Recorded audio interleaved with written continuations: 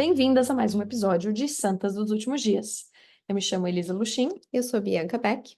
e hoje nós vamos estudar a sessão de Vem e Segue-me, de Alma 13 ao 16. E esses capítulos são bem legais. Ah, eles falam sobre a pregação de Alma e Moleque ao povo de Amonia, a continuação, né? Porque na sessão anterior eles já começaram a pregar esse povo, que não era um povo que estava fazendo as coisas muito certo. E aí, continuam ensinando, e aí o bicho pega para eles.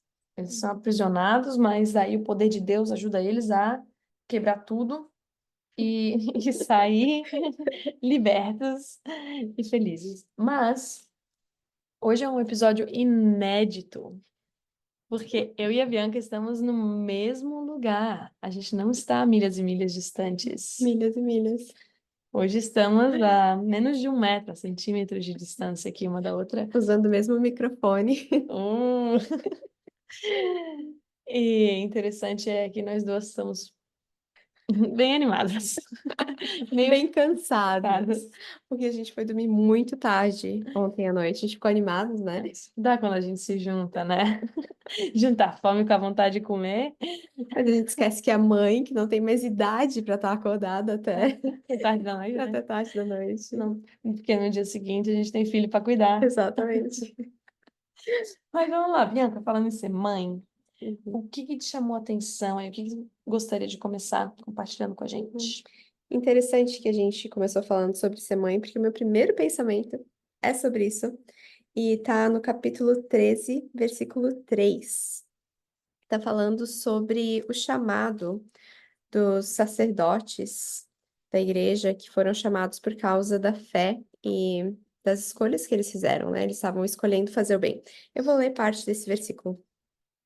E este é o modo pelo qual foram ordenados, sendo chamados e preparados desde a fundação do mundo, segundo a presciência de Deus, por causa de sua grande fé e suas boas obras, sendo primeiramente livres para escolherem o bem ou o mal. Portanto, tendo escolhido o bem e exercendo uma fé muito grande, são chamados com uma santa vocação, sim, com aquela santa vocação que lhes foi preparada, com uma redenção preparatória e de conformidade com ela. Quando eu li isso aqui, imediatamente eu pensei na maternidade, porque é uma escolha, né? É uma escolha contínua de você, por mais que, né, o filho tá ali, você escolhe ser mãe e exercer esse papel de mãe. Eu, particularmente, né, literalmente, fiz essa escolha, né? Não posso ter filho biológico, mas eu escolhi ser mãe pela via da adoção. Então, para mim, essa escritura me, me saltou aos olhos. E eu achei interessante que menciona que nós precisamos exercer uma fé muito grande.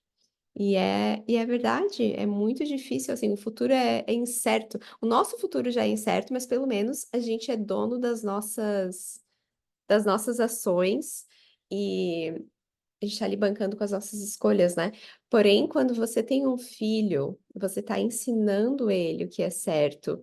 E daí você não tem controle Hum, das ações dos seus filhos. Você realmente precisa exercer uma fé muito grande, uma fé em Deus. E porque eles são um pedacinho teu, né? Os seus filhos são ali um pedaço do teu coração, o teu coração inteiro andando fora de você.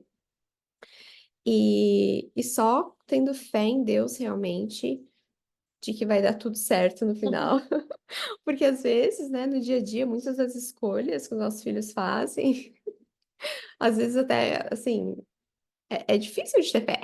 oh, Que horror, né? Não, eles fazem muitas coisas maravilhosas, mas às vezes a gente duvida, né, das nossa habilidade de ensinar, da nossa capacidade. E é difícil, principalmente no mundo que a gente está vivendo hoje. E daí eu gostei que fala aqui que os sacerdotes são chamados com uma santa vocação, depois de ter escolhido o bem e exercendo uma fé, né, muito grande. A gente também, né, é chamadas com uma santa vocação, né, como mães. é. Eu achei legal o que tu falou ali, às vezes a gente acha que não está preparada. E eu acho que isso acontece muito quando a gente é mãe de primeira viagem, Eu acho, ou até às vezes, mesmo depois do segundo, terceiro, quarto, não sei, eu nunca tive o quarto filho ainda, mas no meu caso, ah, quando os gêmeos vieram também, eu não me sentia preparada para ter mais filhos, para ter dois de uma vez só. E eu acho que as mulheres, a gente nunca se sente preparada, né? Sente que tá pronta. Mas a gente tem que agir com fé. Mas essa escritura eu gostei porque fala que nós somos chamadas e preparadas desde a fundação do mundo. O Senhor vem nos preparando já há muito tempo para nós sermos as mães dos nossos filhos. Então eu só pensei que eu posso ter um pouco mais de confiança nisso. Acreditar que todas as experiências que eu já passei, sejam elas experiências difíceis, fáceis, desafiadoras, de alegria, que seja, elas têm me preparado para que eu seja mãe dos meus filhos. E que Deus vai tomar conta. Os filhos são dele antes de serem meus. Então, se eu der o meu melhor, ele vai me ajudar, porque eu realmente estou preparada para isso. Gostei. Esses dias a Mayara veio conversar comigo sobre um sentimento que ela estava tendo, sobre uma situação que ela vivenciou. Algo muito único, assim. E foi interessante porque eu tinha tido uma situação similar quando eu era criança. Hum. E, e é uma situação que eu vivi que me passa, que me vem à mente, assim, de tempos em tempos. E foi tão interessante poder conversar com ela sobre isso. Pensei, nossa, que incrível que eu tive essa experiência e hoje eu posso ajudar ela e eu tenho a experiência para auxiliar ela nesse momento, Foi né? preparada. Eu fui preparada. Então a gente não sabe exatamente de que forma a gente está sendo preparada, mas a gente está sendo. Né? O Senhor não faz nada por acaso, nada é em vão, nada do que a gente passa é em vão. Verdade. Uhum. No capítulo 14, me chamou muita atenção porque daí agora fala como que a alma pregou para as pessoas, a alma e a moleque. E no versículo 2 ele diz, por causa da franqueza de suas palavras, a Zezron. E no 3 fala, haverem testificado tão claramente contra as suas iniquidades. E eu pensei que às vezes a gente, eu não sei a gente, as outras pessoas, mas eu às vezes eu quero ser muito assim, é bom a gente ser mansa, mas assim, muito. A gente é meio indireto, a gente quer ser bonzinho demais, eu acho, como pais. Mas existem momentos que é importante e necessário que a gente seja franco com os nossos filhos. Dizer, olha, isso não tá certo. Ponto final. Não tem que ficar dando voltinhas, fazendo mimimi. Não, tá errado e pronto. E a gente não vai repetir. E se repetir, vai ter consequências. E essas consequências, elas são para você aprender que essa ação não é correta. E ele fala, né, de forma clara. A gente não tem que ficar, sei lá. Dando meia volta, dando indireta, tentando passar uma mensagem subliminar com o olhar. É... de ser direto, né? É isso e pronto. E Uhum. eu acho interessante porque eles pregaram dessa maneira. Infelizmente, claro, o povo se revoltou. Mas, ao mesmo tempo, se a gente vê Zezron ali, eu acho muito legal a história dele. Porque a gente vê muitas histórias de muitas pessoas que eles eram anticristo, eles eram malvadinhos, eles estavam pregando as coisas erradas. Aí o profeta ensina, e aí essa pessoa meio que morre, ou sei lá, um negócio ruim acontece com ela. Uhum. Mas no caso de Zezron é muito bonito ver a história dele. De redenção, assim. E aí fala que a alma dele começou a se sentir atormentada pela consciência da própria culpa. E ele fala depois, eu sou culpado. E o que eu acho interessante, daí depois também fala um pouco da experiência dele no capítulo 15. Mas o que eu acho interessante também é que às vezes a gente tem medo de fazer nossos filhos se sentirem culpados. Claro, a gente já deve ter comentado no passado a diferença entre culpa e vergonha. A gente não vai tentar envergonhar os nossos filhos, mas tá certo, eles precisam sentir culpa para que eles tenham o desejo de se arrepender. E tá tudo bem que eles se sintam culpados, tá tudo bem que eles vão se sentir mal. Não é nossa responsabilidade fazer com que eles se sintam felizes o tempo inteiro. A nossa responsabilidade é ensinar o certo e o errado para que eles escolham o certo e sejam felizes. E me chamou bastante atenção essa história aqui, como que Alma, o moleque e Zezron têm essas interações. Uhum. Eu gostei muito, eu não tinha percebido isso. Eu tenho uma fala aqui que eu acho que tá sendo tatuada no cérebro da minha filha. Que é, porque eu te amo, eu tenho a responsabilidade de te falar a verdade. E eu sinto que Deus, ele faz a mesma coisa. Ele nos fala a verdade e ele é direto e claro, como as escrituras são. E eu sinto que essa é a minha responsabilidade como mãe. Inclusive, Mara e eu, a gente tem conversado sobre amizades e, e eu sempre preferi amizades que são sinceras, assim, eu nunca gostei, por exemplo, de ter uma amiga que só me fala o que eu quero ouvir. Eu nunca gostei, era uma coisa que me incomodava quando eu era criança. Se eu tinha uma amiga que só falava, assim, o que eu queria ouvir, não tinha nenhuma opinião contrária à minha, eu pensava, Que sem graça. é sem graça, é verdade. Eu falo pra minha filha, eu particularmente procuro pessoas e amigas que têm a habilidade, que têm a habilidade de me falar a verdade. E mesmo, e quando eu estiver errado, eu falo, olha, Bia, que eu acho que tá errado, eu acho que não tá certo. E porque essas pessoas me desafiam a crescer, a ser melhor, né? E eu acho que o Senhor nos desafia a crescer e a ser melhor. Claro que a gente não pode usar isso como uma desculpa para ser rude ou para, de fato, abusar, de certa forma, dos nossos filhos, né? Mas eu acho que é muito importante ser claros. E é difícil às vezes, porque tem tópicos que são difíceis às vezes de serem conversados, mas por eles serem difíceis, a clareza é o melhor caminho. Eu gostei não, na verdade. Porque esse capítulo é meio triste, assim, as coisas que É acontecem, forte. né? É forte, é um capítulo, assim, que eu tô até... Eu acho que vai ser forte pra Mayara ler sobre isso essa semana em família. Mas ali no versículo 14, tá falando sobre como a Alma e a Moleque foram machucados, né? Eles ali usa a palavra esbofeteados pelo juiz supremo da Terra. E eu sinto assim que as chances disso acontecer conosco hoje em dia são muito pequenas, de a gente passar por uma situação similar, de a gente receber uma punição física por causa da nossa crença, pelo menos assim, nos tempos atuais, né? Nesse momento, não sei no futuro pode acontecer. Mas quando eu estava lendo, eu fiquei pensando sobre os nossos filhos e as coisas que eles enfrentam no dia a dia por serem membros da igreja. E as esbofeteadas que eles Os bofetões. é isso, né? É verdade.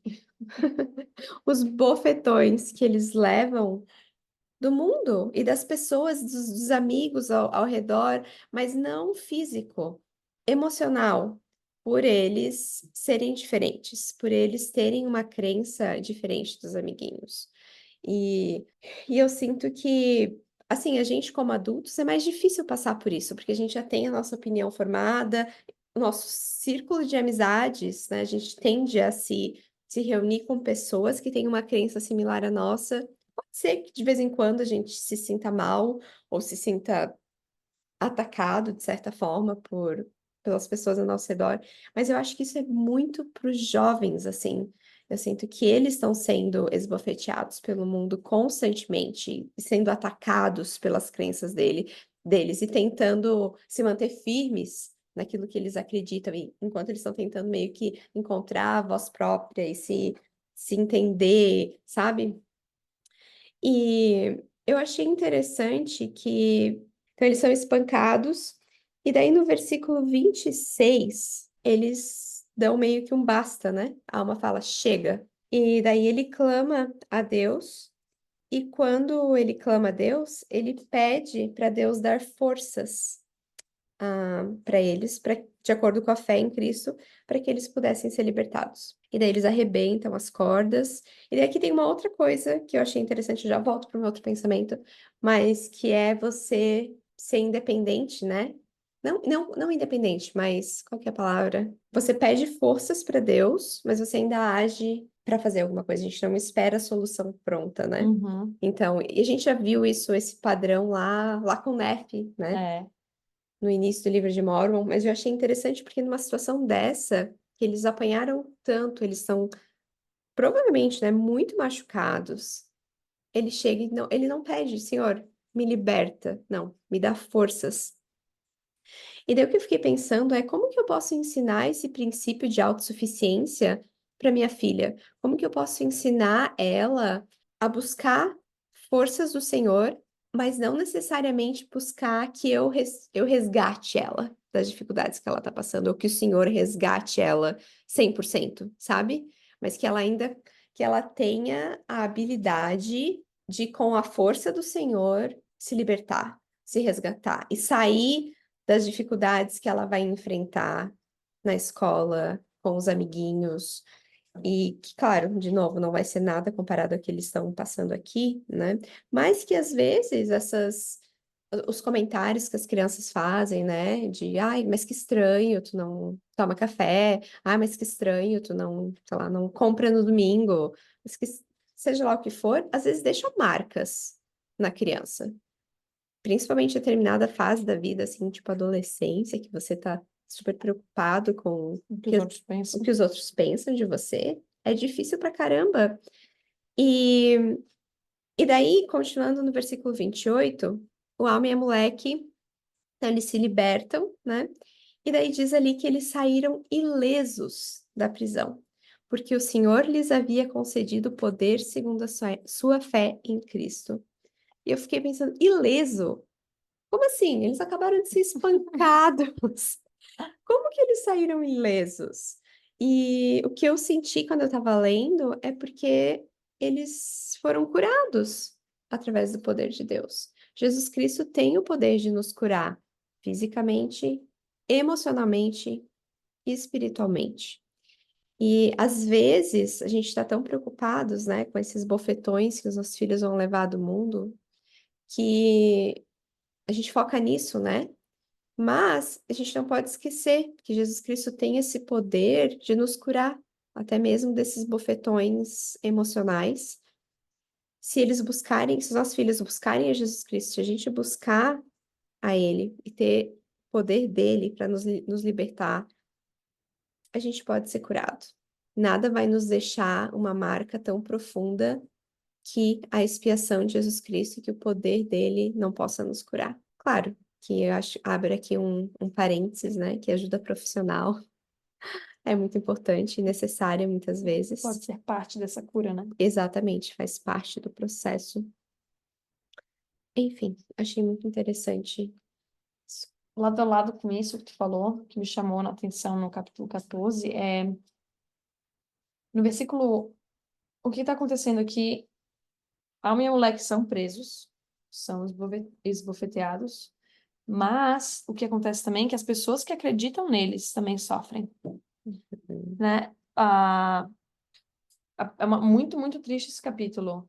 Eu não consigo imaginar passar por essa experiência. Eles pegaram as pessoas que acreditavam, pegaram as esposas e os filhos e queimaram eles, vivos. Queimaram essas pessoas, queimaram daí as escrituras. E aí, para ainda zoar da cara de Alma e Moleque, colocaram Alma e Moleque para assistir isso. É uma coisa extremamente cruel. Mas o que eu acho interessante no versículo 11, porque a moleque fala assim, gente, que coisa horrível. Alma, a gente tem o poder de Deus, vamos fazer isso tudo parar? E a alma diz, o espírito constrange-me a não estender a mão. E eu fiquei pensando sobre, às vezes, o que tu estava falando, né, Bianca, de ensinar os nossos filhos a ter mais independência, ter mais Autossuficiência. autossuficiência espiritual, emocional e tudo mais. Claro que a gente não vai deixar eles também morrerem queimados. Aqui é um exemplo extremo, né? Uhum. Eu acho que existe um momento de interferir, mas existe também um momento da gente não estender a mão, da gente segurar e assistir e apoiar e orar por eles, dar para eles a chance de eles terem certas experiências, de eles aprenderem a se defender, né? Evitar ser esse pai, mãe, helicóptero ali que está querendo salvar e resgatar nossos filhos de cada pequeno, mínimo detalhe ou perigo, né? E dar a chance para eles de se arriscar um pouquinho na vida. Mas, claro, né? Sempre ali pertinho para, quando realmente precisar, a gente Uhum. estender a mão. Uhum. Mas eu achei muito legal isso. E aí, a segunda coisa que eu achei legal é que ele seguiu o espírito, né? A alma disse: o espírito constrange-me a não fazer isso. Porque é muito difícil saber quando que a gente tem que resgatar e quando que é apropriado deixar as coisas acontecerem. Mas aqui no caso, a alma tinha o espírito, ele seguiu o espírito no que ele fez. E aí, ele seguiu o espírito de novo no momento que ele julgou necessário, que era para dar um basta. Mas é muito interessante o que acontece também depois que as pessoas ficam zoando da cara dele, né? Que eu imagino que é algo muito comum na adolescência. Eles basicamente, o que eu achei interessante paralelo, que é, é semelhante ao que aconteceu com Jesus Cristo, no versículo 15. Ah, diz, pois vedes que não tendes o poder de salvar aqueles que foram lançados no fogo, nem salvou-os Deus por serem da vossa fé. Foi algo semelhante que falaram para Jesus Cristo quando ele estava na cruz, né? Vê aí, tu diz que tu é filho de Deus, mas cadê Deus então? Quem é tu que não consegue nem salvar a ti mesmo? E eu imagino a quantidade de autocontrole que tu tem que ter para não dar um bofetão na cara de um sujeito desse, de volta. Para não usar o poder que tu tem pra, tipo, rá, e atacar a pessoa. Eu não ia conseguir. Eu também não. Eu não consigo. Mas eu lembrei também de situações que a gente tem, às vezes, com os nossos filhos, né? Que nós temos o poder. A gente é mais forte, a gente tem a língua bem mais afiada que a dos nossos filhos, a gente tem mais experiência, a gente tem mais sabedoria. E às vezes dá vontade de usar esses poderes que a gente tem contra eles, em momentos assim que eles estão atiçando a gente, né? Cutucando ali a nossa paciência. E eu pensei sobre isso, como que eu tenho que ter também autocontrole para não usar esses meus poderes de maneira abusiva ou de maneira somente querendo controlar os meus filhos. E aí, quando que é o momento certo de dizer basta também, né? Dizer, chega, por hoje é isso, acabou. Chega pra tua bolinha. Então, é muito interessante essas dinâmicas, essas coisas que estão acontecendo aqui. E quanta coisa que a gente pode aplicar na nossa maternidade. No capítulo 15, tem algo que eu achei interessante no versículo 3, que é quando o Zezron estava deitado, doente, e diz que ele estava com uma febre ardente, causada por uma forte angústia mental, que tinha sido ocasionado porque ele se sentia culpado pelo que tinha acontecido pelo que ele achava que havia acontecido com a Alma e a moleque. Ele estava achando que eles tinham morrido, né? E era aquilo que eu estava falando antes, né? Sobre a culpa, como a culpa pode nos levar a sentir melhor. Mas eu fiquei pensando que sobre a culpa exatamente. Blá, blá. Eu fiquei pensando sobre a culpa que existem limites, né? Assim, você se sente culpado, tem que ser, você se sente culpado e daí você age naquilo, né? Que aquela culpa te leve a Arrependimento? arrependimento, buscar a Jesus Cristo e fazer alguma coisa diferente, ia mudar alguma coisa. Às vezes, a culpa que a gente sente vai além disso. É uma culpa que a gente não consegue deixar para trás, a gente não consegue se livrar dela. E essa culpa não é uma culpa saudável. Eu acho que essa é uma culpa que a gente precisa, acho que é algo que a gente precisa aprender a diagnosticar em nós mesmos. Porque existe muita culpa na maternidade. Na vida em geral, porque a gente Uhum. está errando constantemente, né? Mas aprender a sentir culpa por aquilo que aconteceu e daí buscar Jesus Cristo e se arrepender e ponto. Acabou aí. Uhum. E não deixar aquela culpa continuar. Que é o que acontece aqui, mas quando Zezron sabe que a Alma e a moleque estão bem, e daí, né? Ele se recupera Ele se recupera e é curado, imediatamente né? e é curado. E importante daí que a Alma fala para ele que há uma pergunta para ele, né? Se ele crê na redenção de Jesus Cristo e diz que ele pode ser curado através da redenção de Jesus Cristo. Novamente, né? A gente só pode ser curado através de Cristo. Acho legal que tu mencionou isso.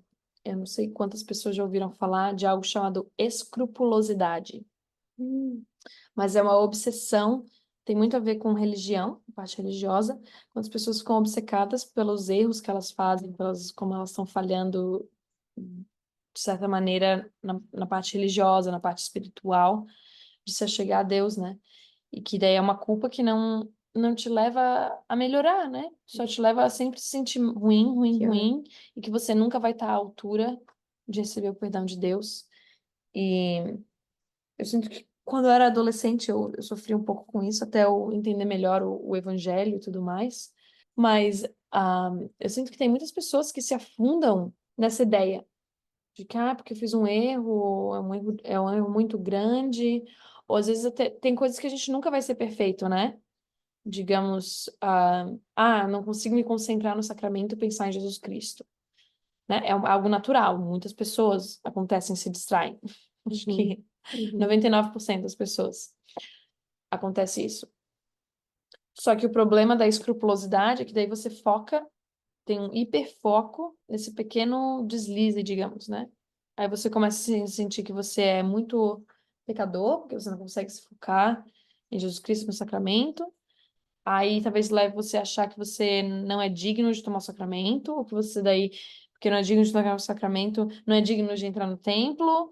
E assim, uma coisa vira uma bola de neve, porque você tem esse hiperfoco na culpa que você sente por coisas que não são, às vezes, tão relevantes. Legal que você quer focar mais em Jesus Cristo durante o sacramento? Legal. Mas se você não focou esse domingo, beleza, tem um próximo domingo. Tenta de novo. Tente outra vez. Tente outra Conhece? Tem um vez. poema que é muito bonitinho, que é: se no início algo é difícil conseguir, tente outra vez. Já conhece? Não? Não? Ah, é tão bonitinho. Agora eu vou ler ele inteiro. Eu acho muito bonitinho. Mayara e eu memorizamos. Ah, é assim. Eis aqui o bom conselho a se seguir. Tente mais uma vez. Se no início algo é difícil conseguir, tente mais uma vez. E verá sua coragem aparecer. Nunca trema, não há nada que temer. Persevere e verá que vai vencer. Tente mais uma vez. Eu colocaria ali no final, com Cristo. Com Cristo. Um versículo que eu gostei muito no capítulo 15 é o 16. Fala sobre a mulher e tudo que ele teve que deixar para se juntar à alma. Falou: tendo a moleque abandonado pela palavra de Deus todo o seu ouro e prata e coisas preciosas que estavam na terra de Amonia, e tendo sido repudiado por aqueles que haviam sido seus amigos, e também por seu pai e parentes. Gente, eu nunca tinha pensado, eu já tinha ouvido falar as pessoas falando sobre como a moleque foi repudiado, né, por amigos, por pessoas próximas. Aqui me chamou a atenção seu próprio pai, Hum, né? E os parentes. É como se eu, tipo, decidisse seguir uma coisa e a Bianca dissesse, não quero mais falar contigo. hum. Eu ia ficar Tchau, muito nega. triste. Ou os meus pais, né? Que é o pior ainda, né? Uhum. Mas o que eu pensei também é que quando a gente se torna mãe, a gente deixa muita coisa para trás. Aqui fala que ele deixou ouro, prata, coisas preciosas. E eu penso quantas coisas que eu tenho que escolher diariamente de deixar para trás. Ouro, prata e coisas preciosas também. O Pois é. dinheiro. Se a gente não tivesse filho, a gente ia ser rica. Rica. Oh, riqueza, né? Eu ia nadar no ouro. Minha nossa. Que horror. Mas ahn, eu pensei essa semana, né? Eu compartilhei com algumas pessoas. A gente teve a oportunidade em família de visitar alguns lugares históricos da igreja. E eu tinha na minha mente uma visão de como que seria, né? Vai ser muito legal, eu quero fazer todos os tours, eu quero ouvir, eu imaginava aquelas experiências espirituais magníficas. Que lindo que vai ser. E aí não foi nada disso. É. Só perrengue. É, Teve filha, algum. filha. Oi, mãe. Só tem uma criança de 3 anos e duas de 11 meses. Só isso, né? Pequeno Eu detalhe. não sei como é que tu pensou que não seria uma experiência incrível. É incrível do seu próprio jeito. Mas, assim, me tocou muito que eu pensei nisso. É um sacrifício, de certa maneira, né? É algo que eu estava deixando para trás em prol dos meus filhos. Eu não pude ver todos os tours que eu queria. Eu não pude aproveitar tudo exatamente da maneira como eu queria, porque eu tinha filhos. E tá tudo bem, né? Mas foi muito. Eu lembro no primeiro dia, a gente estava em Navu, foi muito frustrante. Que eu vi todas as atrações, todos os tours, todos os shows, todas as coisas que tinham lá para ver, e eu, poxa, eu quero ver tudo. É minha primeira vez aqui, eu não sei quando que eu vou poder voltar, e eu não pude. E foi muito frustrante. Mas eu lembrei quando eu estava lendo essa escritura, né? De certa maneira, é o que eu preciso deixar para trás, os meus desejos, as minhas prioridades, né? E aproveitar o que eu tenho, né? Digamos, a mulher que deixou tudo para trás, o ouro, prata, mas ele aproveitou o que ele estava desfrutando, os bofetões. Coitado. Não, mas digamos, as experiências espirituais que ele teve, que ele não Sim. teria, né? Se ele não tivesse seguido a alma e apoiado a alma e acreditado e pregado junto com a alma, ele não teria visto o que ele viu, as paredes da prisão se romperem. Ele não teria visto o milagre da cura de Zezron. Então, às vezes a gente foca no que a gente está perdendo, e eu sinto que existe um grande foco hoje em dia nas redes sociais, na mídia, né? Falar da parte negativa da maternidade, tudo que a gente está perdendo, e todo o luto que a gente passa, que sim, é real. Mas, quanta coisa que a gente ganha também. E acho que é importante de manter essa perspectiva que, sim, é um sacrifício a maternidade. A gente, às vezes, e daí, falando de pessoas, né? Às vezes, quantas amizades a gente perde, ou quantas oportunidades de sair com as amigas, Casar amiga? né? Ou às vezes de passar mais tempo com o marido, Uhum, porque a gente tem filhos. uhum, Mas, ao mesmo tempo, a gente também pode olhar e buscar as partes positivas e que uhum. esse sacrifício vale a pena. E existe vida após filho. Que tu vai ter teu filho na tua casa, por quê? Tipo, 18 anos, 19 anos, depende da cultura, né? Depende de como que você vai ajudar seu filho a se tornar autossuficiente. Depende da cultura. Tem uma amiga que o filho dela tem 18 anos, ela cobra aluguel dele pra morar na casa dela. Então, depende muito, né? Da cultura familiar, de onde você mora, enfim. Mas é a realidade. Esses dias uma amiga compartilhou, né, que ela tem um bebezinho, e daí ela disse: Eu tava aqui pensando, comecei a chorar, porque eu lembrei que eu só vou ter 18 verões com meu filho. Gente, 18 é bastante. Principalmente quando você tá vivendo os 18 verões, porque vem os invernos. Não é só o verão que conta. Enfim, gostei muito disso, Elisa, muito legal. Ali no versículo 18 tem algo que me chamou muita atenção, que eu nunca tinha percebido. Diz assim: Ora, como eu disse, a alma vendo todas essas coisas, tomou a moleque e dirigiu-se à terra de Zaraenla, levando-o para sua própria casa, e confortou-o em suas tribulações, e fortaleceu-o no Senhor. Que amigo!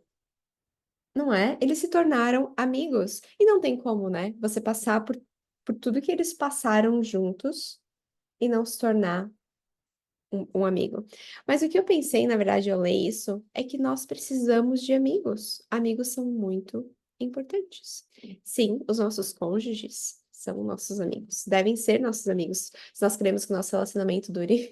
Né? Não é verdade, esse a gente já falou sobre isso, né? É um dos indicadores da longevidade do relacionamento, é a amizade entre cônjuge. Mas eu, como mulher, eu sinto assim que, como mulher em geral, a gente tem uma facilidade maior de se conectar com outras mulheres e de conversar e de fazer amizades. Porém, os homens é meio que o contrário, e existem pesquisas que falam sobre isso, sobre o quão difícil é para homens depois de determinada idade. Eu acho que é depois dos 30, mas eu não lembro, então não repitam isso em nenhum outro lugar, que pode estar errado. Eu deveria ter procurado, mas não procurei. Mas que eles têm essa dificuldade muito grande. E eu percebo isso, eu vejo isso com o meu marido, ele é super sociável, então ele vai ser tipo, super na igreja, ele vai conversar com todo mundo, mas é muito difícil para ele fazer amigos hoje em dia. E claro que é difícil para todo mundo depois da adolescência, depois que você sai da escola, né? Mas é muito importante, pelo menos para mim tem sido, não sei como é para ti, Elisa, mas eu sinto essa necessidade de ter pessoas que possam me confortar nas minhas tribulações, que entendam o que eu tô passando. Eles passaram aqui por coisas juntas. Mas o meu foco, na verdade, quando eu li, foi pensando nos homens e pensando na importância de eles terem alguém que eles possam conversar. encontrar pessoas que eles se sintam confortáveis, né, para ter uma amizade. É muito difícil, porque eu acho que também para eles é, é um processo compartilhar sentimentos. Eu acho que pra gente é muito Uhum. mais fácil. É. Mas também que os homens e as mulheres, eles se conectam de maneiras diferentes É também. E eu verdade. acho que a gente não precisa requerer que os homens se conectem da mesma maneira que a gente se É conecta, verdade. Uhum. né? Eu converso muito com meu marido que parece que as mulheres é tipo, vamos se encontrar. Não importa o que a gente vai fazer, vamos se encontrar e a gente vai Uhum. conversar. Para os homens, não, tem que ter um propósito. Vamos jogar futebol, vamos jogar um jogo, vamos fazer esse projeto de serviço, né? E é diferente, mas que eu acho que é importante existir isso Uhum. e que eu acho muito legal a gente ver nas escrituras essa amizade entre esses dois homens.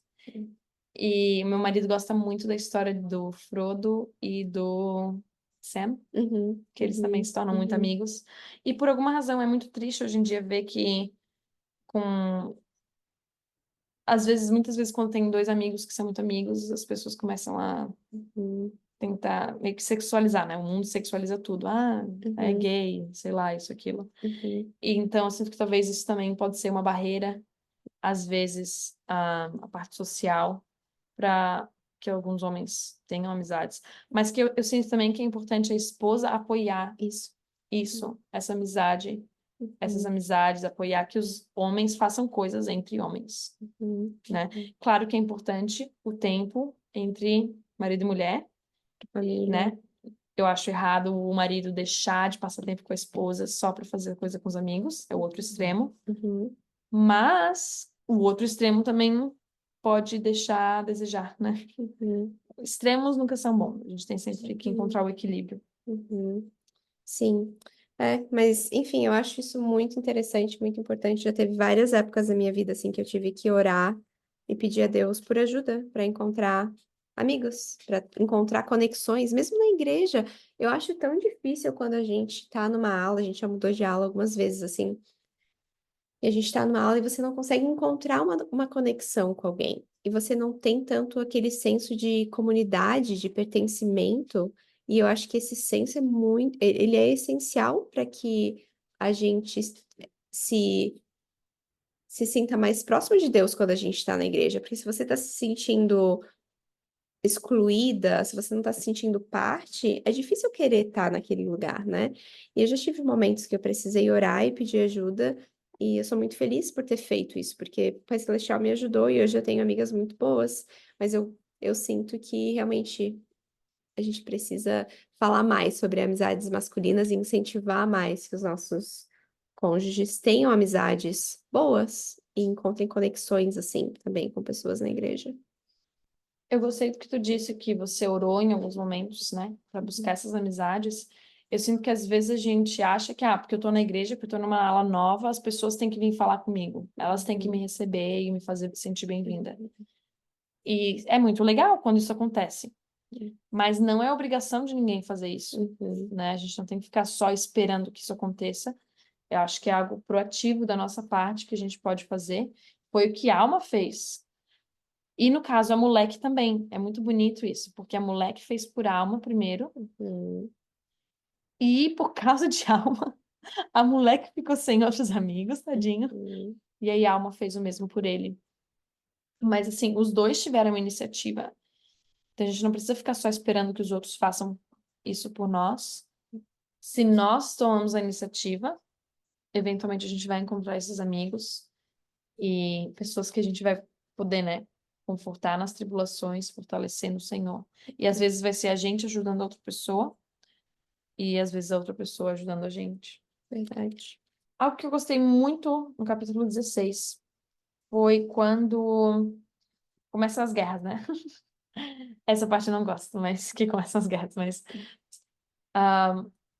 o capitão-chefe do exército, o nome dele era Zoran, ele tá preparando para a guerra e tal, algumas pessoas foram levadas cativas, capturadas. E aí o que ele faz? Ele vai e ele busca Alma. Ele fala: Olha, eu sei que Alma aí é um profeta, eu sou um sacerdote da igreja.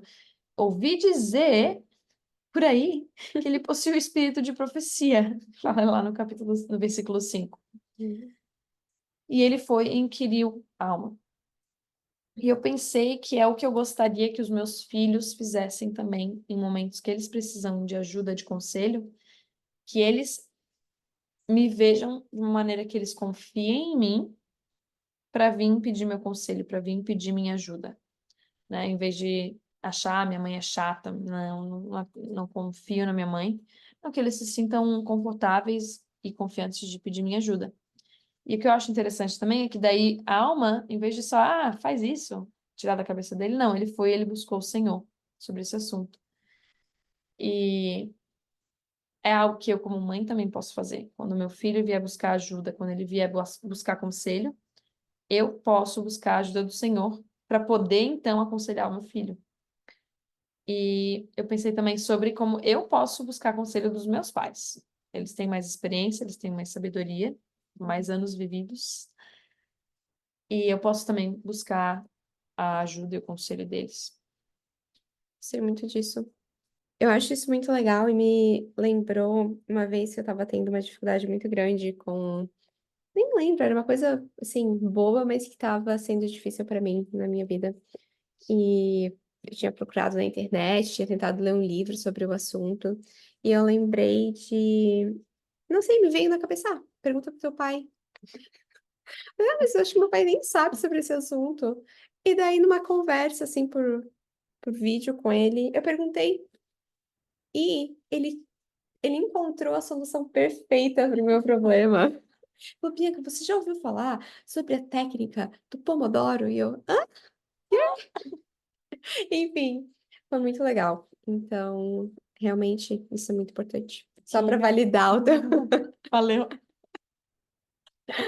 Meu último pensamento nesse capítulo é no versículos 18 e 19. Ele organizou a igreja, né? E diz assim: Ora, esses sacerdotes que saíram entre o povo pregavam contra toda mentira e embustes e invejas e contendas e malícias e vitupérios e roubos, furtos, pilhagens, assassínios, adultérios e toda espécie de lascívia. O que é vitupérios? Pá, não sei. Pergunta pro Google. Essa vai ser a pergunta da semana, não? Você nos responda o que são vitupérios, que agora eu não tenho tempo para procurar, mas não parece coisa boa. Ah, proclamando que tais coisas não deveriam existir, então não deve ser coisa boa, Uhum, vitupério. uhum. Mas aí no 19 ele fala, falando-lhes das coisas que logo deveriam acontecer. Ah, o que eu pensei, talvez é um pouco de um. Eu tô fazendo um stretch aqui, mas O stretch é um pensamento. talvez eu tô assim abusando da. Não sei. Desculpa. Abusando das escrituras. Não é abusar, Aqui, ó, tu tá fazendo. Tem uma escritura aqui para o que tu tá fazendo. É? Sim. Ai, cara, eu preciso encontrar aqui agora.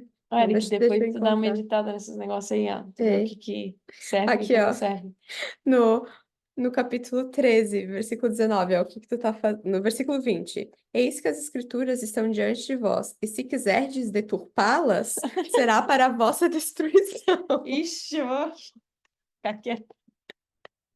Não vou deturpar as escrituras, não. Tô brincando, vai, pode falar. Mas os sacerdotes não ficaram somente no que as pessoas não podiam fazer. Eles, vocês não podem fazer isso, mas aí, tem uma coisa que é mais importante. Vamos aprender sobre Jesus Cristo. Eu pensei que às vezes a gente foca muito no que os nossos filhos não podem fazer. Ah, é domingo. Não pode comprar. Não pode jogar bola. Não pode ir na piscina. Não pode jogar videogame. Não pode isso, não pode aquilo. Tá, o que que eu posso fazer então, né? E em vez de somente focar no que a gente não pode fazer, focar no que pode fazer, no que deve fazer, no que vai levar a gente mais próximo do Pai Celestial. E claro, eu dei o exemplo do domingo, mas tem muitas outras coisas, né? Sei lá, a criança pulando no sofá. Não pula no sofá. É muito difícil para a criança processar, especialmente uma criança muito pequena, o não, né? Ela fica procurando o que que ela deve fazer, ao invés de fazer o que você disse para ela não fazer. Então, uma dica de utilidade pública em vez de você apenas dizer o que não, a criança não deve fazer, você redireciona, você indica o que ela deve fazer, o que você espera que ela faça, né? Meu querido, não vamos pular no sofá, vamos aqui pular no chão. Meu querido, não vamos pular no sofá. Vamos sentar aqui no sofá e ler um livro. E você não precisa nem colocar um não na frente. Pode ser, filha, em vez de pular no sofá, vamos pular Em tal lugar. em tal lugar. Porque o não já às vezes, eu sempre falo, na verdade, né? Agora que eu tô pensando sobre isso, mas seria legal realmente se eu conseguisse fazer isso. Uhum. É, a gente não precisa, assim, focar às vezes no não, não, não, não, não pode, não pode, não pode. Foca no que os seus filhos podem fazer. Às vezes não precisa nem falar, né? Não pula no sofá. Fala, ei, vamos aqui sentar aqui comigo. Ou, ei, vamos pular em tal lugar.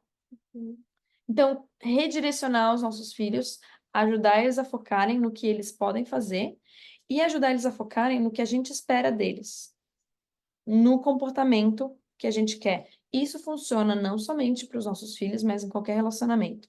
Digamos que o seu marido não levou o lixo para fora e você esperava que ele levasse o lixo para fora, tá? No final do dia. Em vez de você dizer, ô, cara, pô, tu nunca leva o lixo para fora, pô, por que tu não levou o lixo para fora?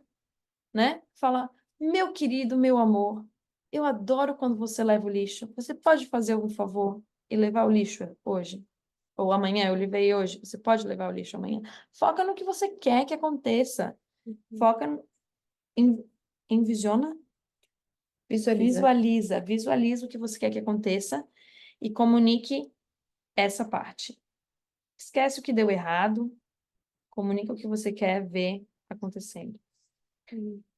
Eu gosto de fazer a lista do pod com a Mayara pro domingo. A gente tem uma lista das coisas que ela pode fazer. Porque eu já me vi muitas vezes nessa situação de ela, mas eu não posso fazer isso, mas eu não posso fazer aquilo. Ok, mas o que você pode fazer, filha? E a gente faz literalmente uma lista. A gente pega um papel e escreve, ok, quais são as possíveis atividades? E eu sempre fico impressionada com a quantidade de coisas que ela cria para a lista dela. É impressionante, tem muita coisa que ela pode fazer, mas quando a gente está focando no que a gente não pode, é como se a nossa mente ficasse mais fechada, né? Uhum, Então aquilo se magnifica e você sente que você não pode fazer nada. Logo, a criança está entediada, né? uhum, Imediatamente, depois de pensar no que não pode, ela vai ficar entediada. Mas se a gente focar no que pode, as possibilidades se abrem. E elas vão esquecer, às vezes, nem sempre, o uhum. que não pode. Então, fica a dica e depois vocês nos informem o que que são vitupérios. Estamos esperando a resposta de vocês.